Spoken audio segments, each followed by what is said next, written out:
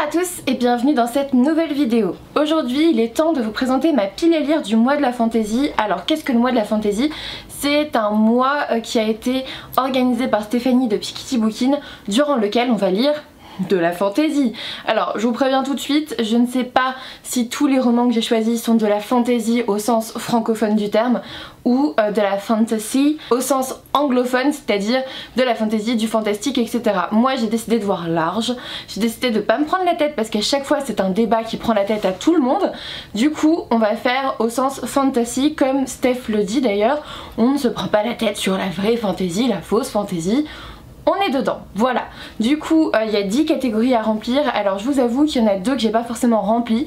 Après, le but c'est de lire un max de fantaisie. Il n'y a pas forcément un quota à respecter. C'est juste des catégories pour nous guider un petit peu et rendre le challenge un peu plus fun. N'hésitez pas à aller voir sa vidéo. Je mets bien sûr le lien en barre d'infos pour plus d'explications. Et puis il y a un groupe Facebook aussi. Je vous mettrai tout ça évidemment juste en dessous. Je voulais aussi m'excuser parce que dans les 2 dernières vidéos publiées, j'avais un son dégueulasse. Voilà, on va dire le mot directement, c'était pas terrible. Et en fait c'est dû au fait que j'avais directement branché le micro que je mets d'habitude à part sur l'appareil photo et je ne sais pas pourquoi. Mais il a décidé de tout me prendre en dehors de ma voix. C'est-à-dire qu'il prenait bien plus les bruits de la rue que ma voix. Et bref, ça m'a saoulée parce que d'habitude il fait pas ça. Et du coup j'espère que là aujourd'hui ça ira mieux parce que j'ai carrément pris le micro de Victor qui est un micro directionnel. Je pense qu'il n'y aura pas trop de soucis parce que les dernières fois que je l'ai utilisé c'était vraiment top.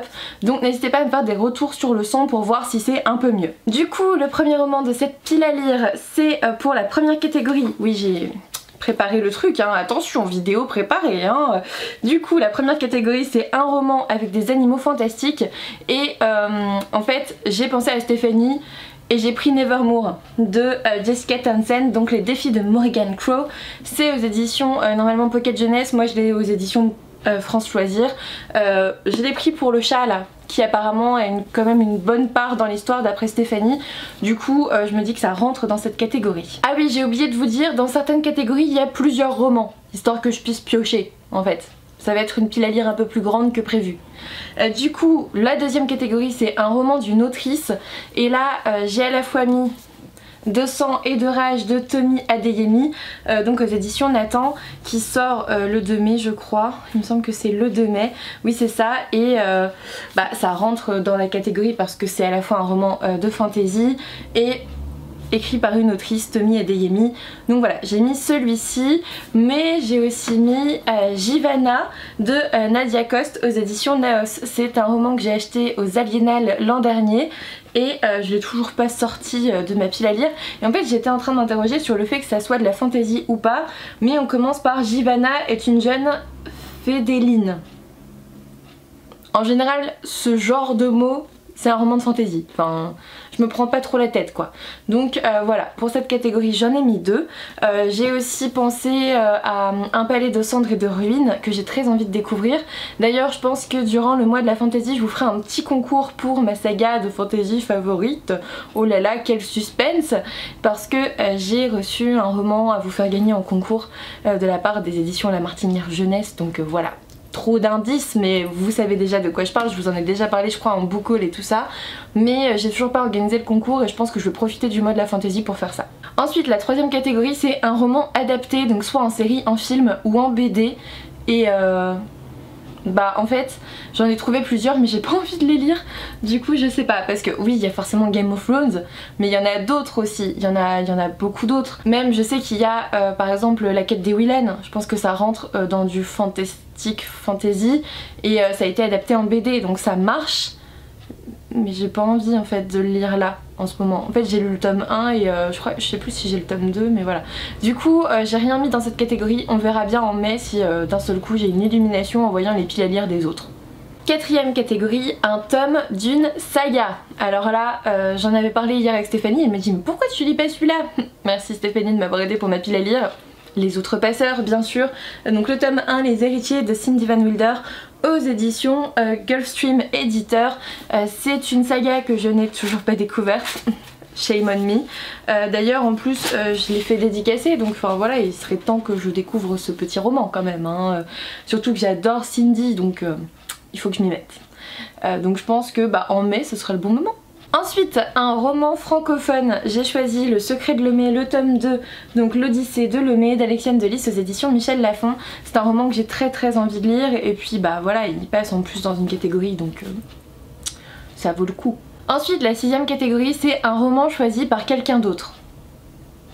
Je suis toute seule, voilà. Non, je pense que je demanderais si jamais... En fait, je sais déjà que tous les livres que j'ai choisis là vont pas forcément être lus en mai, donc je vais pas chercher à embêter quelqu'un pour me choisir un roman. Ensuite, la 7ème catégorie, c'est lire un pavé d'au moins 500 pages. Ça tombe bien, j'en ai acheté un il y a pas longtemps. La Muse des cauchemars, donc le tome 2 du Faiseur de rêves de Laini Taylor aux éditions Lumen, fait plus de 600 pages. Donc ça passe. Donc ça passe, en plus c'est une histoire mais qui m'a tellement plu, le tome 1 m'a tellement plu que c'était génial et que j'avais trop envie de lire le tome 2. Du coup voilà, franchement j'avais très envie de le lire de toute façon en mai, donc je vois pas pourquoi je l'aurais pas mis dans le mois de la fantaisie. 8ème catégorie, un livre avec du bleu sur sa couverture. Le parfum de la trahison, bien sûr, d'Erin Beatty, aux éditions Lumen là aussi. J'avais adoré La couleur du mensonge. J'ai gardé le parfum de la trahison là pour mai parce que j'avais hésité à le lire en avril avec Maud et tout ça, mais je me suis dit allez non, c'est pas le moment. Du coup il est encore sous blister. J'avais adoré le premier tome. Je pense que, enfin, je vais le dégommer en mai quoi, surtout pour le mois de la fantasy, ça vaut le coup. Et puis j'ai trop envie de le lire, Ensuite, l'avant-dernière catégorie, c'est une relique de Tapal. Alors, tout dépend de ce que vous entendez par relique, mais pour moi un roman qui est dans ma palle depuis 2 ans est une relique, on va dire ça comme ça, hein. Même s'il y en a qui y sont depuis bien plus longtemps, mais ils m'intéressaient moins. Du coup j'ai choisi La Faucheuse de Neil Shusterman, donc le tome 1 dans la collection R qui est sorti, pour la petite anecdote, en février 2017 et que j'ai acheté à peu près au moment de sa sortie. Oui, je l'ai acheté à sa sortie en février 2017, nous sommes en avril 2019 et je l'ai toujours pas lu. Voilà, ça c'est le drame de ma vie. Mais du coup, je me dis que c'est franchement le moment pour le sortir. Ça fait beaucoup de fantaisie, un peu jeunesse, young adulte.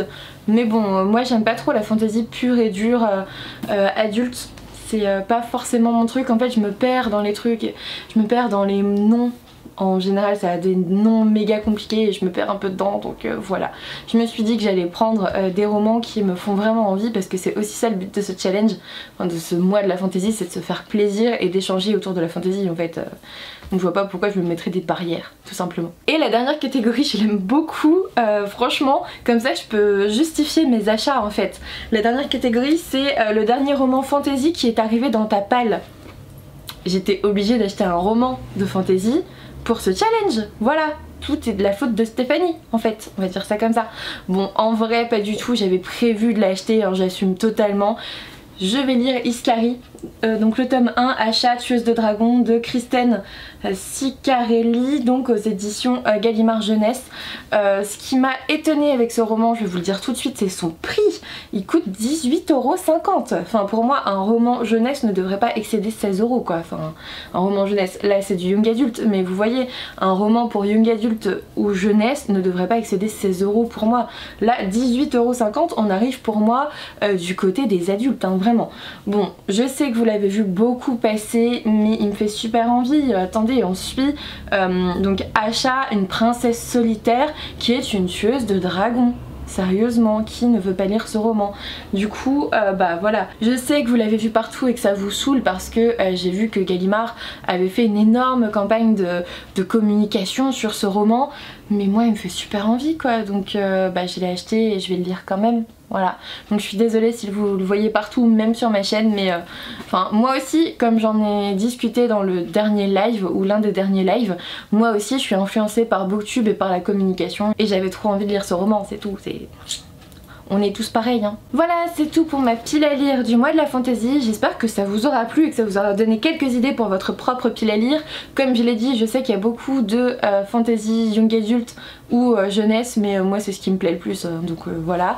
N'hésitez pas à me dire en commentaire si vous participez au mois de la fantasy, si n'hésitez pas à me donner votre pile à lire aussi, hein.